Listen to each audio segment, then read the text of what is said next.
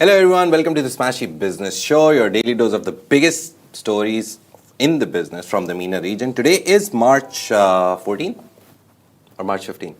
It's March 12th. March 12th. Hello. It's March 12th today. I'm going forward it's a lot. March 12th today. Yeah, I'm speeding up a lot. But yeah, welcome to the show, and I have with me.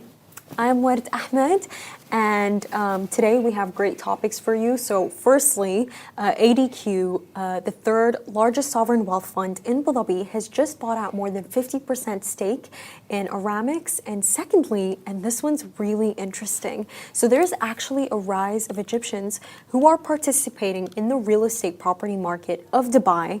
And thirdly, we're going to tell you about how the UAE's female entrepreneurs have faced a lot of hurdles with funding, but the way that they were able to actually overcome this was through digital media. Yeah.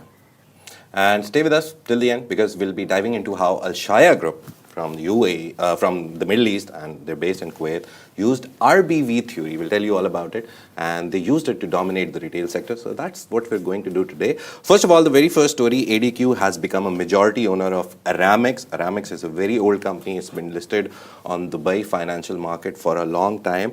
And it's a very big news in the logistics sector. Abu Dhabi Sovereign Wealth Fund, which is the third largest wealth fund, ADQ, has secured 58% to be exact majority in Dubai-listed Aramex. This was done through a voluntary tender offer where ADQ acquired 35% from previous shareholders, while 23% was already held by its subsidiary AD Ports Group. And investors responded positively with Aramex share price rising nearly 1%, and by the end of this was early trading, but by the end of the day it rose to nearly 3.86%, and the final closing share price was 2.86. So yeah, that's like a 25% gain year on year.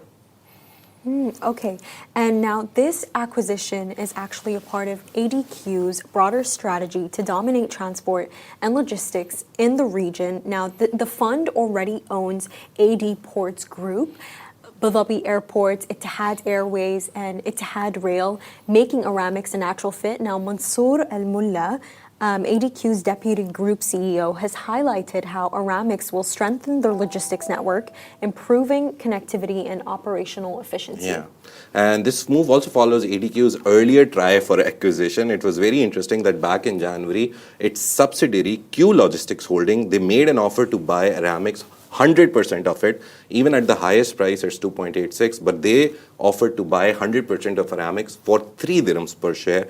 So that attempt was thwarted and it didn't work out. But now, while ADQ now doesn't have full ownership, it at least has a majority and controlling stake, which means it has major influence over how Aramex's future will be.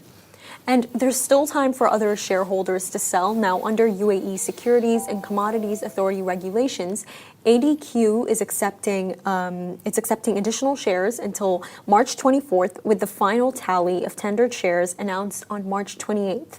Now, with $225 billion in assets, ADQ isn't slowing down, and this latest deal cements its position as a regional logistics powerhouse. Yeah.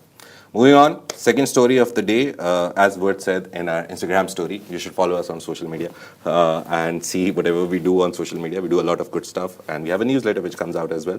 And as Word interestingly pointed out, that it's a very interesting story because Dubai real estate is the biggest thing in the market, and Egyptians are making waves in Dubai's real estate market. The first 2 months of 2025, the number of Egyptians buying property in Dubai surged by 150%. Compared to the same period last year, that is 2024. And this report came out from Better Homes. It's one of the house renting, buying, consultancy, mediator group. It's a very big group in the UAE, Better Homes. And this builds on a 61% increase in 2024. So in 2024, the Egyptians buying property saw a 61% surge. This year, in the first 2 months, it's 150%, and the 61% was reported by Alsop and Alsop. That's also another company in property. This rapid growth makes Egyptians the fastest growing group of foreign buyers in Dubai right now. That's the interesting part. And a big reason behind the surge in Egypt's economic situation, last year the Egyptian government devalued the currency by over 60%, and they raised interest rates to 28%, making local borrowing very expensive. Now, meanwhile, the UAE dirham is stable, pegged to the US dollar, with lower interest bank rates of around 4.3% for wealthy Egyptians investing in Dubai real estate, has just become the safer bet to preserve values and hedge against this inflation. And Egyptians are becoming a major player in the market. They now rank fifth amongst the biggest foreign buyers in Dubai. So obviously, Indians are the top ones. They have the most investment in Dubai property right now. Saudis, neighbors, they're the second. Britons, UK people, they're the regions around Britain, they are the third one. Pakistanis, interestingly, are fourth, and then come Egyptians, and this was according to the Global Property Guide. So Egyptians also make up 4% of the UAE's total population, which is a strong presence in Dubai business scenes. 4%. I think Dubai's population is nearly 3 to 4 million out of 11 million. 4% is a lot of people. So I think now they have matured and they're investing in property. Yeah, and just to kind of develop on what's going on with Dubai's real estate market, it's still booming. Of course it is. It's Dubai. Now, in February 2025, property sales actually jumped by over a third to 16,000 transactions, while the total sales value rose by 40% to $14 billion in Dubai. But interestingly, property prices fell by 0.6% in January, marking the first decline since mid-2022. Now, with the Egyptian interest rates expected to drop next month, even more buyers from Egypt could be heading to Dubai soon. And there are a lot of rich billionaires from Egypt who are based here. Naguib Suarez, yes. Yeah, Naguib Suarez, very prime example. And his brother, he also has a family office in Abu Dhabi. So yeah, Egyptians are doing good. They're earning doing a lot, good. and now they're investing in property as well. Moving on, last story of the day, UAE women entrepreneurs. We recently celebrated International Women's Day, and there was a report which came out, which is called Visa's Women SMB Digitalization Index. Has a lot of interesting numbers. We'll tell you all about it. They're facing funding challenges, but they are embracing digital growth, and that is how they're growing, keeping their whole setup lean and mean. So despite making significant strides in business, funding has remained a major challenge for women entrepreneurs in the UAE. And this study says that 57% of women-owned businesses rely on personal savings to fund their ventures, or while 43% turn to family and friends for financial support. So they don't get enough backing from venture capitalists or whoever invests in business.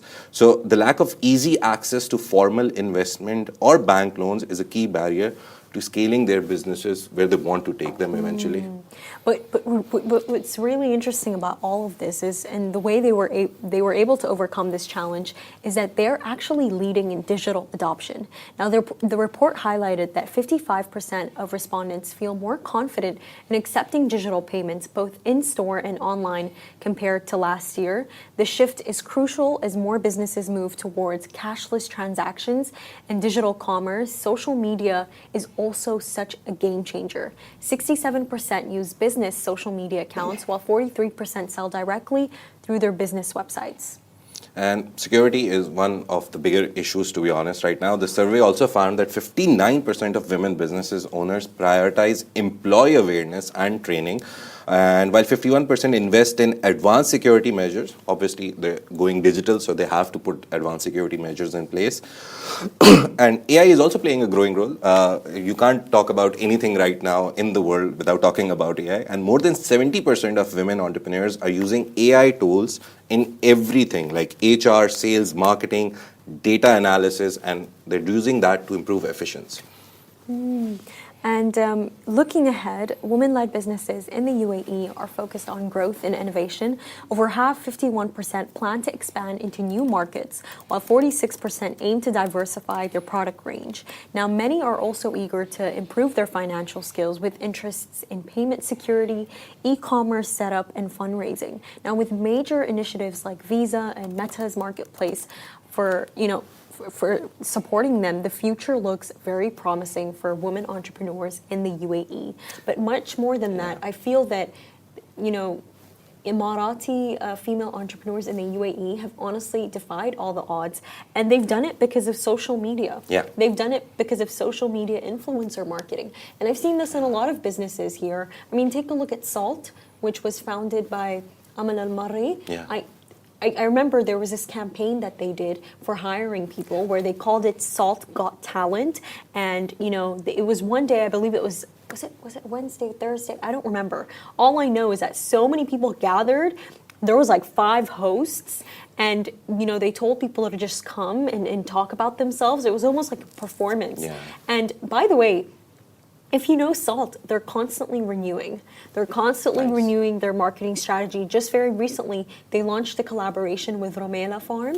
Nice. Yeah, and Rumaila Farm, they have a really beautiful history too. But beside the point, they're constantly renewing and doing collaborations. Now it's with Rumaila Farm, another brand that I also see that really takes advantage of marketing, Classy YM. Basically, what they did is that they create affordable abayas. They create Nice. affordable abayas, and by the way, abaya business here is insane. It's so insane. Like, you could easily go into a store and be ripped off and pay 1K. But then you have Classy YM that makes modesty affordable. Making modesty affordable is so important. Where do you buy especially your abayas from? where I buy my Like, abayas what is your from? favorite place? Like, money-wise also, like Global monetary Village. wise. Global Village. Village. Global I think Village. they're expensive there. No, the they UAE are? Pavilion, I got it for 100 for one abaya. Nice. Yeah, 100. tell your wife. Honestly, tell your wife it's really good. I Because- could have gotten it for lower, Yeah. but my sister destroyed my chances because she doesn't like to bargain. Oh. I could have done it. I could have made it 80 or 70 because Nice. you know I bought a bunch.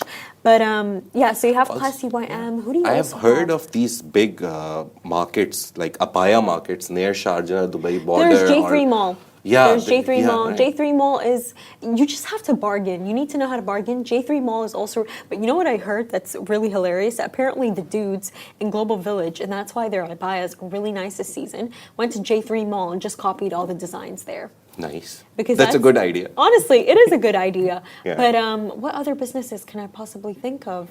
Yeah, there's so many women in the UAE, and what I've noticed is their businesses, they're able to receive the funding that they need because their marketing is just so good. Yeah. And Classy at YM, by the way, their marketing, it's so beautiful. It's so beautiful. They get people to, you know, jump on this hype. They have different models. Trends? Yeah. Do they and create trends? They make it very aesthetic, and actually the founders themselves, they show up in the videos. I've met them. Nice. They're really sweet girls. They're really nice. But yes, before we close, we've started a new thing today. Let's see how it goes. And if you like it, you can tell us in the comments wherever you're listening. It's called How Did They Do It? So we're trying to find businesses in the Middle East and find special business theories or special ideas that you use. For our first one, it's Alshaya Group. It's a retail giant. Everyone knows it. They own Starbucks franchises in the region. So everyone literally knows them right now. And they have mastered the art of franchising. And it was very interesting to read that, first of all, some history. Founded in 1890, company transformed from a shipping business into a powerhouse that operates more than 4,000 stores now across the Middle East, North Africa, and beyond. So MENA is their main market, primary market, and then they have businesses everywhere else. They hold franchise right for some of the world's biggest brands, including Starbucks, H&M, Cheesecake Factory, and Victoria's Secret. But what makes them so successful? And the answer is resource-based view theory. It's a RBV theory, which focuses on leveraging unique internal resources for competitive advantages. So if you have unique sources, you use them for a competitive advantage. Now, instead of creating their own brands, Alshaya excels in market knowledge, logistics, and regional consumer insights. Now, they understand Middle Eastern shopping habits, cultural preferences, and business regulations better than foreign companies trying to enter the market alone. Now, their extensive distribution network, prime retail locations, and strong relationships with global brands, that's what gives them that edge, and this perfectly aligns with the RBF theory, where success isn't just about entering a market, but also about using a specialized specialized capabilities to dominate it. Yeah. And by leveraging these strategic assets, Alshaya has expanded rapidly while maintaining a stronghold in multiple industries because they're into Cheesecake Factory, Victoria's Secret, they're in everything. And there's success proof that having the right resources is just as valuable as having the right products. And that's the RBV theory for you. That's it for today for Smashy Business Show. We hope you found these insights invaluable. If you enjoyed the show, make sure to follow us on all social media platforms. You'll find us as Smashy Business everywhere. You just have to write Smashy Business, will pop up. And don't forget, we also have a daily business newsletter packed with the latest news, trends, and deep dives. You can subscribe to it using the link in the description. And stay ahead of the game. Thank you very much for joining us today. It's the Smashy Business Show, part of the Smashy Business production, part of the Augustus Media Podcast Network. And we're proud to have 1.5 million monthly listeners across all platforms. We have Love in Dubai Show, Smashy Business Show. Most probably soon enough, we'll come with the Smashy Crypto Show as well. So thank you if you're one of the listeners. And take care. Have a good day. See you tomorrow.